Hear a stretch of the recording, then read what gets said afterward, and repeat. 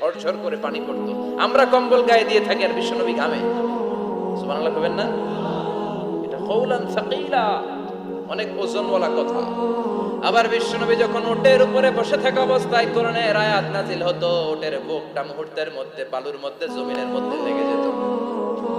ঘোড়ায় চড়া অবস্থায় বিশ্বনবীর কাছে যখন কোরআন নাজিল হতো, ঘোড়ার পা গুলো মরুভূমির বালুতে লেবে যেত। মাঝে মাঝে বিশ্বনবী সাহাবাদের রানের উপরে, পায়ের উপরে মাথা দিয়ে শুয়ে পড়তেন, ক্লান্ত শ্রান্ত। যায়েদ বিন হারেসা বেয়ে ঝরঝর করে পানি পড়তো। আমরা কম্বল গায়ে দিয়ে থাকি আর বিশ্বনবী ঘামে। সুবহানাল্লাহ কইবেন না?